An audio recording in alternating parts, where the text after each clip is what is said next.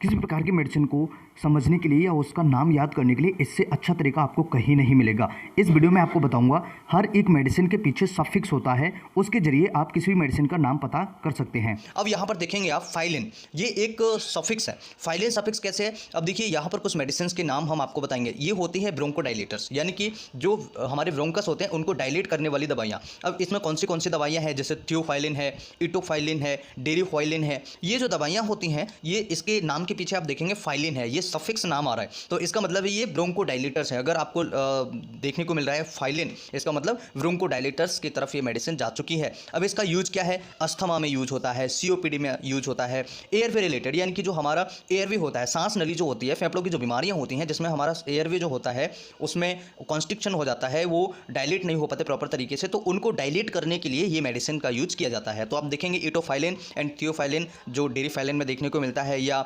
थीवेल 300 के नाम से आपको मार्केट में अवेलेबल हो जाता है। तो देखिए माइसिन, माइसिन का मतलब होता है, ये एक सफिक्स होता है एंटीबायोटिक्स के लिए, यानी कि अगर हमें कोई एंटीबायोटिक्स लेनी है, एंटीबायोटिक्स किसी मरीज को देनी है, तो इसके पीछे क्या होगा? माइसिन जरूर होगा। जैसे कि एजिथ्रोमाइसिन, क्लैरिथ्रोमाइसिन, एरिथ्रोमाइसिन, रॉक्सीथ्रोमाइसिन, शोफ्रामाइसिन। और इसके अलावा आपको मार्केट में किस किस नाम से मिल जाता है? बहुत सारे ब्रांड्स होते हैं, बहुत अलग अलग नाम से आपको मिल जाता है, लेकिन उसके अंदर साल्ट क्या है वो देखना ज़रूरी होता है। जैसे एजिथ्रोमाइसिन है, ये आपको 250 mg में मिल जाता है, और आपको ये एजिथ्राल के नाम से भी मिलता है, एजी के नाम से भी मिलता है, A2Z के नाम से भी मिलता है, काफ़ी नामों से आपको मार्केट में अवेलेबल हो जाता है। लेकिन इसके अंदर जो साल्ट है, जो जेनेरिक है, वो क्या है वो समझना बहुत ज़्यादा ज़रूरी होता है। तो देखिए आप इसके अंदर माइसिन है, एजिथ्रोमाइसिन है, ये स्पेशली आपको मार्केट में काफ़ी सारे ब्रांड्स के नाम से मिल जाता है। और इसका यूज क्या होता है? ये बैक्टीरियल ग्रोथ को रोकता है, और स्पेशली अपर रेस्पिरेटरी इन्फेक्शन में बहुत ज़्यादा इसका यूज होता है। तो बैक्टीरिया को, इन्फेक्शन को जो होता है वो से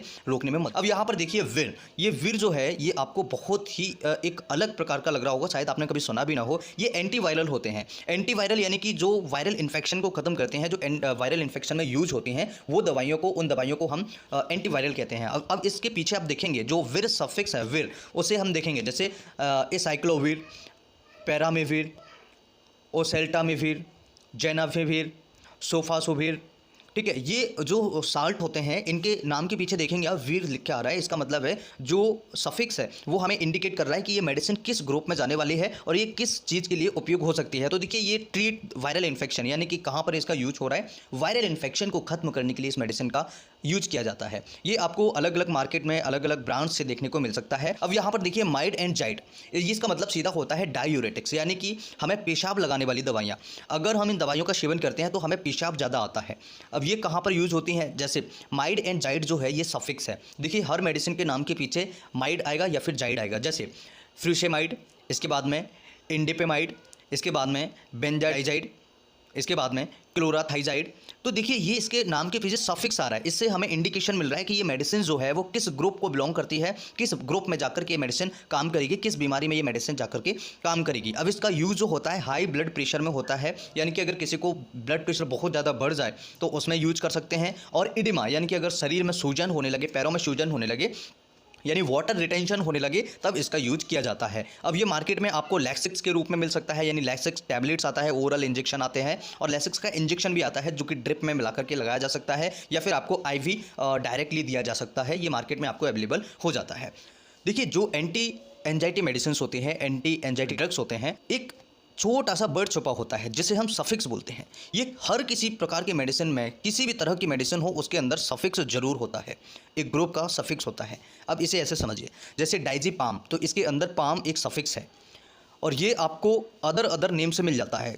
क्लोनाजिपाम है, लोराजिपाम है, ठीक है, और ये मार्केट में आपको अदर ब्रांड्स नेम से मिल जाता है। जैसे एटिवेन है, ये आपको 1 mg में मिल जाता है, इसके अंदर लोराजिपाम है, विलियम, इसके अंदर डाइजीपाम है। ये अलग अलग प्रकार से आपको मार्केट में अवेलेबल हो जाता है, और ये एंजाइटी डिसऑर्डर को ठीक करता है। स्टेरॉयड के बारे में समझे, देखिए इसके अंदर शोन, ये सफिक्स होता है, यानी अगर किसी मेडिसिन के पीछे शोन है, इसका मतलब है कि ये स्टेरॉयड हो सकता है।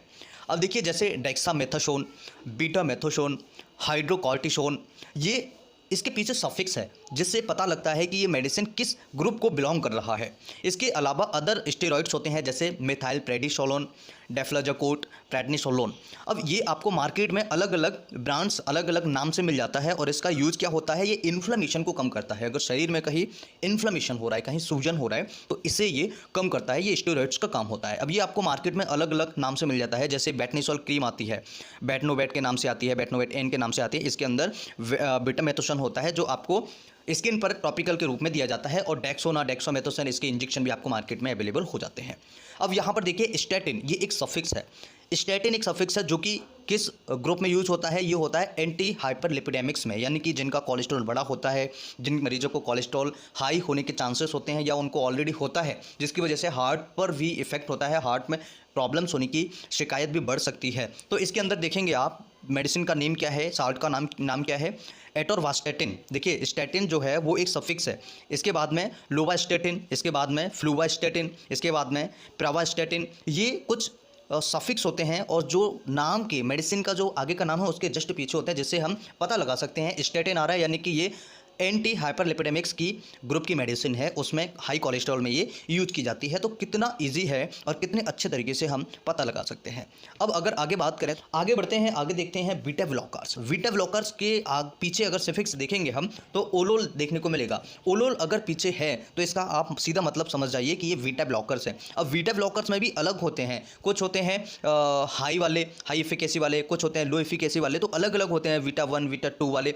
अब इसमें देखेंगे आप, जैसे मेडिसिन का साल्ट का अगर हम नेम लेंगे तो उसके पीछे ओलोल आएगा, जैसे एटिनोलोल, विशोप्रोलोल, मेटोप्रोलोल, एसीब्यूटोलोल, प्रोपेरानोलोल। तो ये जो मेडिसिन है इसके पीछे देखेंगे ओलोल आ रहा है। इसका मतलब है कि ये बीटा ब्लॉकर्स है, हार्ट में यूज होने वाली दवाइयां हैं। चेस्ट पेन किसी को होता है या इरेगुलर हार्ट रिदम होता है, हार्ट अटैक के मरीजों में, हार्ट फेलियर के केसेस में इसका यूज किया जाता है। ये आपको अलग अलग नाम से मार्केट में अवेलेबल हो जाता है, जैसे विशोप्रोलोल है या फिर एटिनोलोल है, स्टाडा, ये अलग अलग एमजी में अलग अलग नाम से आपको मिल जाता है। लेकिन साल्ट जो है वो आपको देखना बहुत ज़्यादा ज़रूरी है कि साल्ट कौन सा है। अब अगर बात करें लोकल एनेस्थेटिक के बारे में, यानी लोकल एनेस्थीसिया जो होते हैं, जो मेडिसिन होती हैं, उसका जो सफिक्स होता है वो केन होता है, जैसे कि लिडोकेन है, प्रोकेन है, प्रीलोकेन है, ठीक है, क्लोरोप्रोकेन है, टेट्राकेन है। ये जो सफिक्स है केन, आप देखेंगे केन जो सफिक्स आ रहा है इसका मतलब है ये एनेस्थेटिक दवाइयाँ होती हैं, लोकल एनेस्थेटिक दवाइयाँ होती हैं। अब लोकल एनेस्थेटिक्स का मतलब सीधा सीधा ये होता है, अगर किसी हिस्से में हमें कट लगाना हो, जैसे कोई छोटी माइनर सर्जरी करते हैं, या आपने देखा होगा कि जब पेशेंट को कोई हिस्सा सुन्न करना होता है, या उस मरीज को अगर हम फॉलिस कैथेटर लगाते हैं, पेशाब की नली में जब बैग लगाते हैं, पेशाब नली का जो बैग लगाते हैं फॉली कैथेटर उसे कहते हैं, तब आप देखेंगे जाइलोकेन जो क्रीम होता है, जेली होता है, उसे उसके ऊपर लगाते हैं। और लॉक्स इंजेक्शन जो 2% होता है वो एक छोटे से पार्ट को, एक हिस्से को, शरीर के एक हिस्से को, थोड़ा बहुत हिस्से को शून्य करने के लिए लगाया जाता है, जिससे वहाँ पर हम आसानी से कट लगा सकें या हम उस पर शूटरिंग कर सकें, टाँके लगा सकें। दोस्तों आज का वीडियो कैसा लगा? इस तरह की और वीडियो देखने के लिए सब्सक्राइब करें। नमस्कार, थैंक्स फॉर वॉचिंग। जय हिंद, जय भारत।